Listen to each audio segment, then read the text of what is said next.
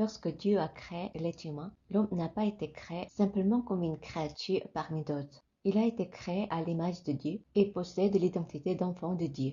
Genèse 1:28, Dieu les bénit et leur dit, reproduisez-vous, devenez nombreux, remplissez la terre et soumettez-la, dominez sur les poissons de la mer, sur les oiseaux du ciel et sur tout animal qui se déplace sur la terre. Cette parole montre la mission et la responsabilité que Dieu a confiée à l'être humain. Les tâches confiées à l'humanité sont les suivantes: être fécond et se multiplier, remplir la terre, soumettre la terre et la développer afin d'en faire un lieu meilleur pour vivre, gouverner et prendre soin des animaux et de la création. Ainsi, l'être humain n'existe pas simplement pour vivre sur la terre. Il a été appelé à être un collaborateur de Dieu, participant à l'œuvre de Dieu dans le monde. Dieu a également donné un commandement clair à l'homme. Genèse 2, 16 à 17, l'Éternel Dieu donna cet ordre à l'homme. Tu pourras manger les fruits de tous les arbres du jardin, mais tu ne mangeras pas le fruit de l'arbre de la connaissance du bien et du mal, car le jour où tu en mangeras, tu mourras, c'est certain. Cependant, la réponse d'Ève au serpent montre que la confusion avait déjà commencé.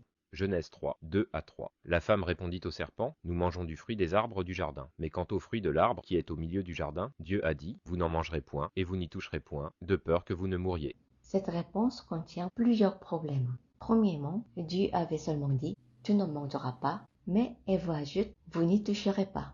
Deuxièmement, Dieu avait dit « Tu mourras certainement », mais Ève a affaibli l'expression en disant « De peur que vous ne mouriez ». Cela montre que son discernement commençait déjà à être troublé. Le serpent n'attaque pas directement dès le début. Il commence par poser des questions, créant de la confusion et brouillant la parole de Dieu. Ensuite, il exploite les faiblesses humaines, les désirs de la chair, les désirs des yeux, l'orgueil de la vie. Il éveille aussi la tentation de devenir comme Dieu.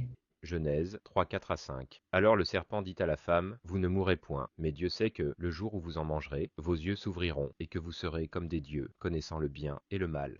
C'était une tentation qui stimulait l'orgueil humain. La méthode du diable est toujours la même. Il s'approche lentement, crée la confusion, justifie le péché, puis pousse finalement l'homme à passer à l'action. Genèse 3, 6. La femme vit que l'arbre était bon à manger et agréable à la vue, et qu'il était précieux pour ouvrir l'intelligence. Elle prit de son fruit et en mangea. Elle en donna aussi à son mari qui était auprès d'elle, et il en mangea. Finalement, les faiblesses humaines, les désirs de la chair, les désirs des yeux, l'orgueil de la vie, se sont manifestés par des actes.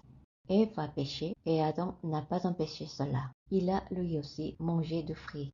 À ce moment-là, la chute de l'humanité et tous les problèmes du monde ont commencé.